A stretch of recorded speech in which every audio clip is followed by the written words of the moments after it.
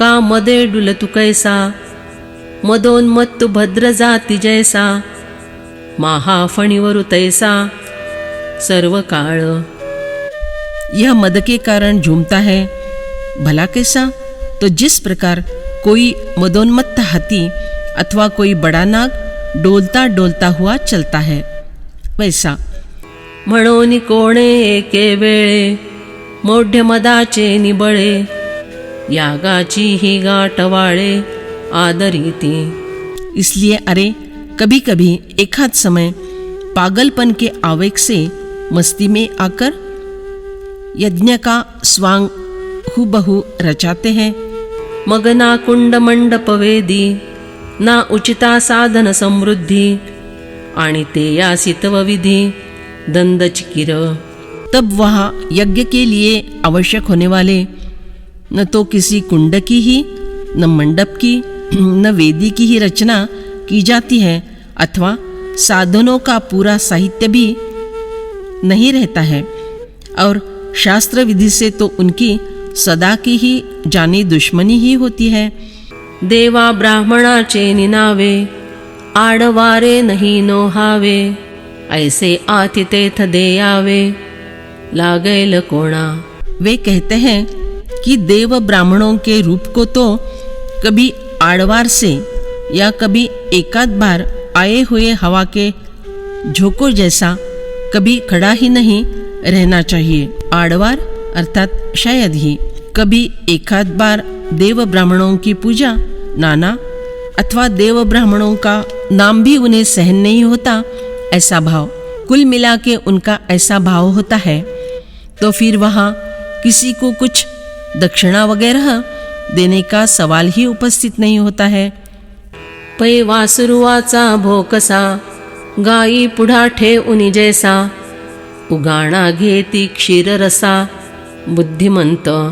जिस प्रकार मरे हुए बछड़े की खाल में भूसा भरकर और उसे गौ के सामने खड़ा करके ताकि थन में दूध उतर जाए, हिसाबी अर्थात व्यवहारी लोग अपना दूध का हिसाब जितना खिलाया हो उसके प्रमाण में पूरा करते हैं। तैसे यागाचे निनावे, जगवा निहावे, नागवीति आघवे अहेरा वारी। उसी प्रकार पवित्र यज्ञ के नाम से अपने लोभ की पूर्ति के लिए जगत को बेगारी बनाकर सौगात के अर्थात भेंट वस्तुओं के रूप से सभी को लूटते हैं, ठगाते हैं। ऐसे काही आपुलिया, होमी तिजे उजरिया, तेणे कामीति प्राणिया सर्वनाशो। अपने उत्कर्ष के लिए जो कुछ कम ज्यादा हवन करते हैं, वह भी क्या लोगों के कल्याण के लिए होता है? नाम मत लो, उल्टा उस हवन के कारण लोगों का सत्यानाश हो जाए, ऐसा ही वे चाहते हैं। अहंकारं बलं दर्पं, कामं क्रोधं च संश्रिताः, मामात्मपरदेहेषु प्रद्विषन्तोऽभ्यसूयकाः। वे अहंकार, हठ, घमंड, कामना और क्रोध का आश्रय लेने वाले मनुष्य अपने और दूसरों के शरीर में रहने वाले मुझ अंतर्यामी के साथ द्वेष करते हैं तथा मेरे और दूसरों के गुणों में दोष दृष्टि रखते हैं। मग पुढा भेरी निसाण, लाऊनी ते दीक्षितपण, जगी फोकरीति आपण आनवावो। फिर ये आसुरी लोग अपने आगे भेरी, झंडा आदि लगाकर उस गजर में स्वयं अपने याज्ञिकपन की गवाही देकर संसार में फिरते हैं, बाकी सब व्यर्थ मानते हैं। ते धवा महत्वे तेणे अधमा, ते या सर्वांगी ही चढे महिमा, जैसे लेवे दिधले तमा काजळाचे।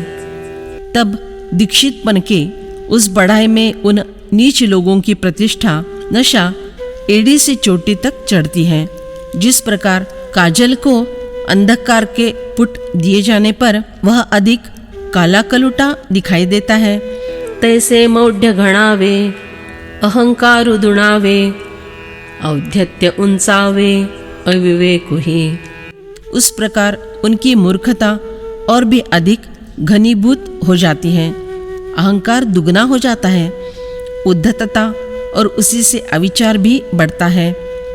मग दुजे याची भाष नुरवावे या निशेष बळियेपणे अधिक चढ़े बळ।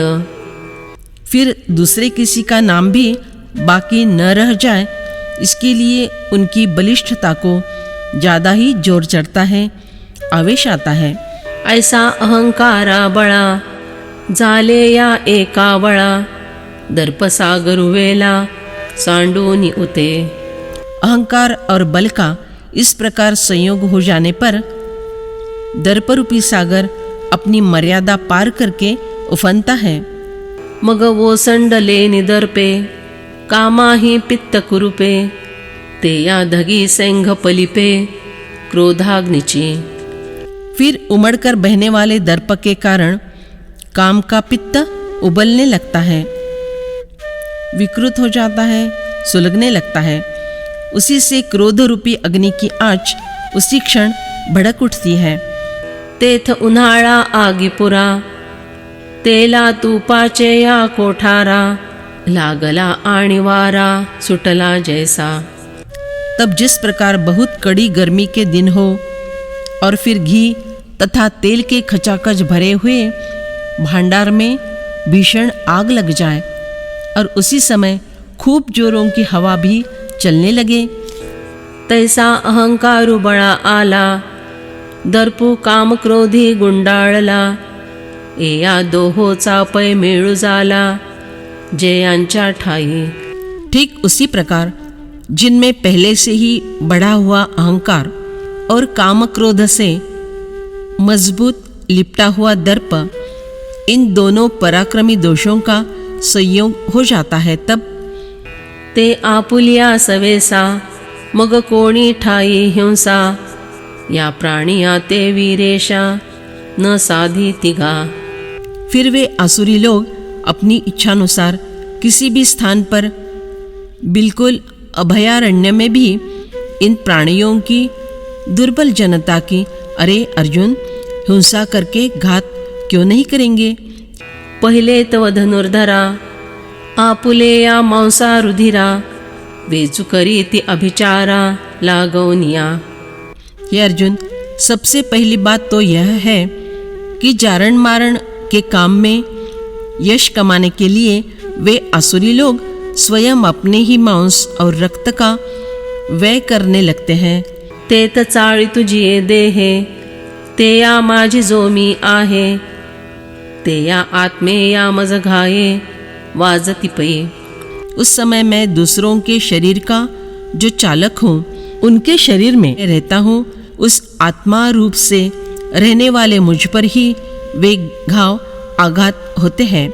आणि अभिचारी कीर्तिही उपद्रवी जे जे तुले काही तेथ चैतन्य मीची पाही सीणु पावे। ऐसा समझो कि ऐसे इन अभिचार करने वालों ने जिन जिन को पीड़ा पहुंचाई, उनके हृदय में चैतन्य रूप से रहने वाला मैं ही कष्टी होता हूँ। ऐसा अभिचारा वेगळे विपाये जे अवगळले ते या ते टाकी ती इटाळे पैशून्याची। कष्टदायक ऐसे अभिचार से जो लोग संयोग से भूल चूक से बच जाते हैं, उन पर वे आसुरी लोग दुष्टता की ईंटें अर्थात पत्थर फेंकते हैं। सतिया सत्पुरुष दानशील याज्ञिक तपस्वी अलौकिक संन्यासी जे का भक्त हा न महात्मे ये माझी निजधामे निर्वाळली धर्म होमे सामरसाचेनी। साध्वी स्त्रियां, सत्पुरुष, दानशील याज्ञिक, संन्यास ग्रहण किए हुए लोकोत्तर तपस्वी अथवा भक्ति मार्ग के साधक महात्मे, ऐसी जो मंडली है, वे लोग मेरे साथ एकरूप होकर किए हुए होम हवन से पवित्र बने हुए मेरे निवास स्थान होते हैं। ते या द्वेषाचे निकाल कूटे बासटवनी तिखटे कुबोलांची सदटे सिंथिति कांडे। परंतु ये आसुरी लोग उन लोगों पर भी भयंकर विष से पोते हुए अपशब्द रूपी शक्तिशाली तीक्ष्ण बाणों की वर्षा करते हैं, उन्हें जख्मी करते हैं। तानहन् द्विषतः क्रूरान् संसारेषु नराधमान् क्षिपाम्यजस्रमशुभा नासुरीष्वेव योनिषु। उन्हें द्वेष करने वाले, क्रूर स्वभाव वाले और संसार में महान, नीच, अपवित्र मनुष्यों को मैं बार बार आसुरी योनियों में ही गिराता रहता हूँ। ऐसे आघवाची परी प्रवर्तले माझ्या वैरी ते या पापी आम्ही करी ते ऐकपा। इस प्रकार हर तरह से सभी मार्गों से मेरे साथ वैर करने के लिए जो प्रवृत्त हुए हैं, उन पापियों का मैं क्या करता हूँ, दंड देता हूँ, यह भी सुन लो भाई। तरी मनुष्य देहाचा तागा घेऊनी रुसती जे जगा ते पदवी हिरवनी पैगा ऐसे ठेवी। तो अरे मानव देह का आश्रय लेकर, मनुष्य रूप में जन्म लेकर जो मैंने इस सुंदर जगत का निर्माण किया, उस जगत का विध्वंस करते हैं। उनकी मनुष्य यह पदवी मैं हर लेता हूँ और उन्हें ऐसा पशु के समान रखता हूँ। क्लेश गावीचा उकरडा भवपुरीचा पाणवडा ते तमो योनी ते या मूढ़ा वृत्ति मी दे। उन मूर्खों को मैं उस नीच योनि को वतन के रूप में बहाल करता हूँ, जहाँ फिर कष्ट होने वाले गांव के कूड़ा खाने में संसार रूपी पनघट पर गुजारा करना पड़ता है। मग आहाराचे निनावे तृणही जेथ नुगवे ते व्याघ्र रुक अडवे तैसिया करी। अथवा फिर जहाँ तृण समान पशु खाद्य भी नहीं उगता, ऐसे जंगल में मैं उन्हें बाघ, भेड़िया बनाता हूँ, उस योनि में जन्म देता हूँ। ते क्षुधा दुःखे बहुते खाते आपण याते मरो मरो माघवते होते चि असती। उस समय वे भूख प्यास से व्याकुल होकर कुछ खाने को न मिलने से स्वयं अपने ही शरीर को नोचकर खा डालते और मर जाते हैं। बार बार मरकर फिर से जन्म धारण करते रहते हैं। का आपुले या गरळ ज्वाळी जळते या अंगांची पेंदळी ते सर्पची करी बिळी निरुंधला।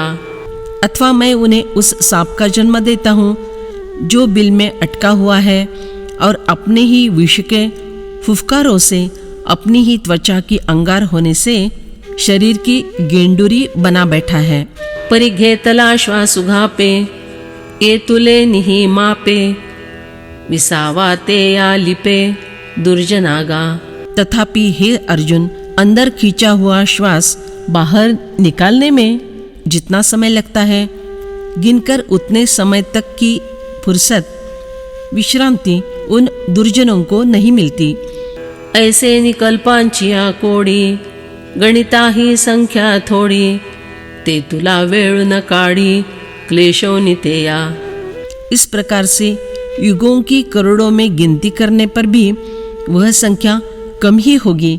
उतने काल तक उन्हें मैं क्लेशों से बाहर नहीं निकालता, मुक्त नहीं करता। तरी ते यासी जेथ जाणे तेथीचे हे पहिलेपणे ते पाऊन ये रे दारुणे न होती दुखे। फिर भी उन्हें जहाँ जाना है वहाँ नरक में जाने की यह उनकी पहली बारी है।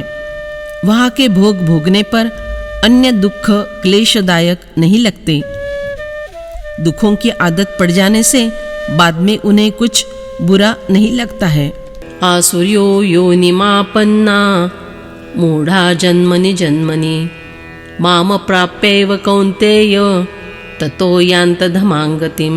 हे कुंती नंदन, वे मूढ़ मनुष्य मुझे प्राप्त न करके ही जन्म जन्मांतर में आसुरी योनि को प्राप्त होते हैं, फिर उससे भी अधिक अधम गति में अर्थात भयंकर नरकों में चले जाते हैं।